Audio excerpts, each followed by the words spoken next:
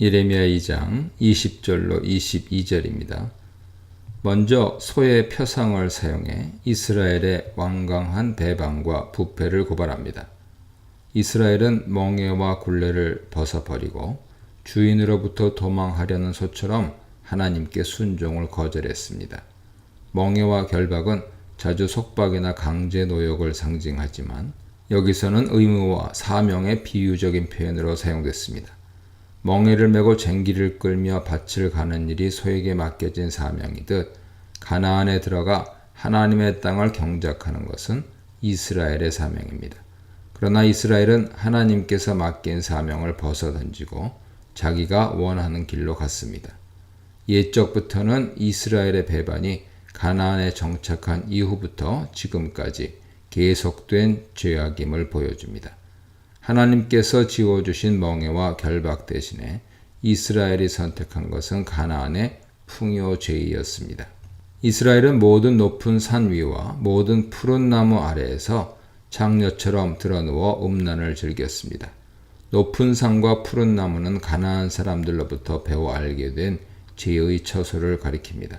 가나안에 정착한 이스라엘은 가나안 원주민들을 본받아 높은 산에 산당을 만들거나 푸른 나무 아래 단을 쌓고 제사를 드렸습니다. 특히 농경사회로 바뀌면서 이스라엘은 가나안의 풍요죄의에 빠져들었습니다. 이스라엘은 광야의 남편 여호와를 버리고 가나안에서 알게 된 정부 바알을 따랐습니다. 이스라엘의 타락은 하나님을 한숨 짓게 만드는 악한 변화였습니다. 하나님께서 이스라엘을 최상품의 포도나무로 가장 순수한 종자로 심었는데 그들은 이방 포도나무의 악한 가지가 됐습니다. 좋은 포도나무를 심었는데 퇴화해서 먹을 수 없는 덜 포도를 맺었습니다. 하나님의 선택 자체가 잘못된 것은 아니었습니다. 이스라엘이 처음부터 완악한 민족은 아니었습니다. 광야에서 여호와의 신부였고 그분을 위한 성물이었습니다. 그러나 하나님의 부푼 기대가 산산이 깨져버리는 데는 많은 시간이 필요하지 않았습니다. 가나안에 정착한 이스라엘은 정부와 놀아나는 장녀가 됐고 먹을 수 없는 악한 열매를 맺는 이방 포도나무가 됐습니다. 본성이 변했기에 가나안의 이스라엘이 다시 광야의 이스라엘로 되돌아가는 것은 불가능해졌습니다. 몸의 더러움은 세제로 씻어낼 수 있지만 속속들이 부패한 성품은 무엇보다도 다시 깨끗하게 할 수 없었습니다. 네가 잿물로 스스로 씻으며 네가 많은 비누를 쓸지라도 네 죄악이 내 앞에 그대로 있으리라. 이스라엘의 회개 가능성, 하나님과의 재결합 가능성은 이제 완전히 물 건너갔습니다. 파국의 책임을 묻는 일만 남았습니다. 이스라엘의 본성이 질적으로 타락해 회개가 불가능하다면 심판 이후에 이스라엘이 하나님께로 돌아오는 것도 불가능해집니다. 이에 대해 예레미야는 31장 31절 이하의 새 언약으로 답하고 있습니다. 23절로 25절입니다. 이스라엘의 우상 숭배는 자기 파멸적이고 맹목적적이었습니다. 타락이 본성에까지 미쳐 잿물과 비누로 아무리 씻어도 깨끗해질 수 없다는 하나님의 책망에 이스라엘은 나는 더럽혀지지 아니하였다.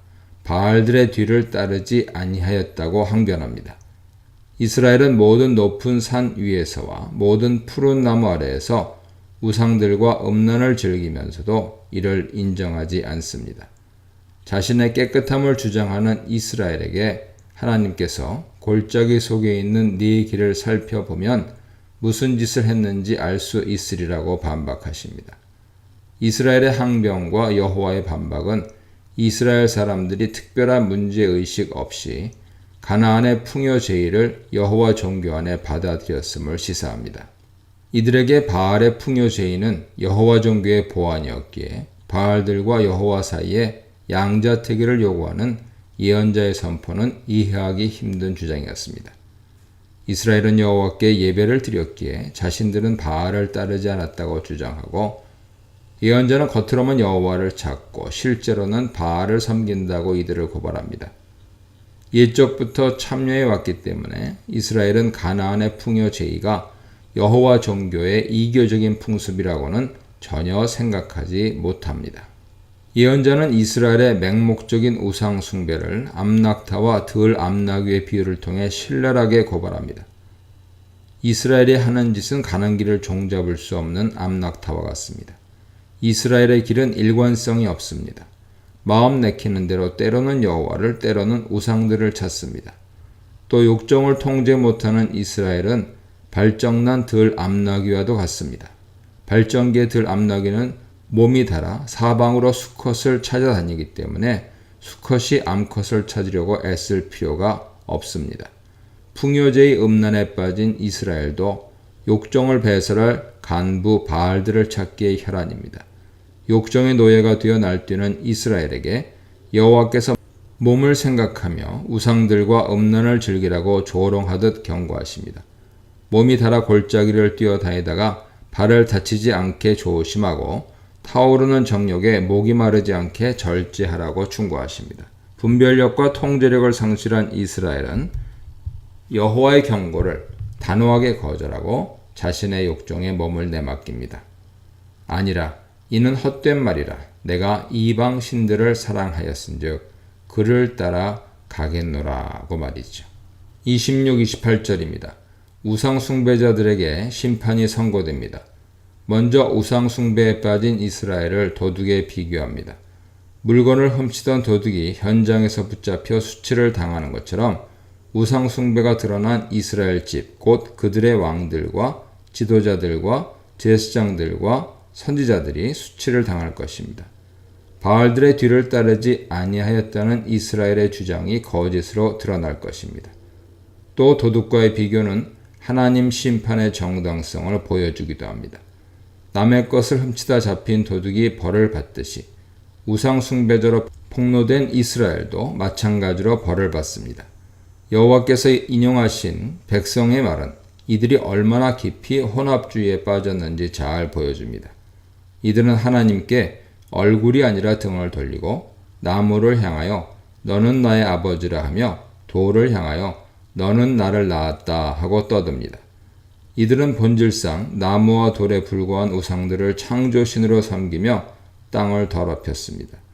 하나님은 이스라엘을 순전한 참 종자 곧 귀한 포도나무로 심으셨는데 이스라엘은 자신의 근본을 나무와 돌에게로 돌립니다.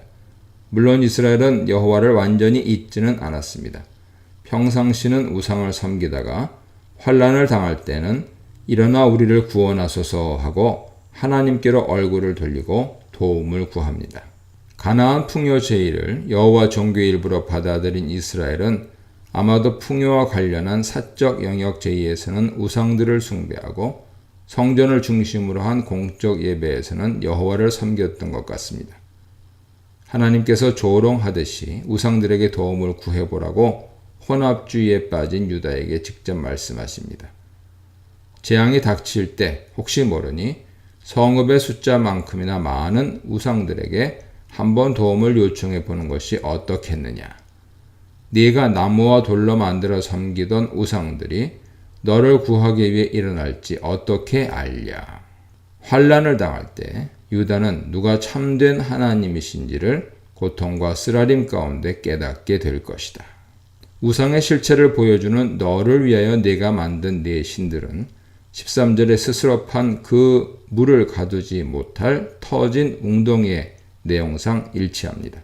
우상은 사람이 자신을 위해 만든 터진 웅덩이와 같은 것으로 터진 웅덩이에서 생수를 구할 수 없듯이 우상에게서 구원을 기대할 수 없습니다. 이 문단에서는 회복할 수 없을 만큼 완악한 이스라엘, 태연하게 죄를 정당화하는 이스라엘, 만천하의 수치가 드러날 이스라엘에 대해 묵상해 보시기 바랍니다.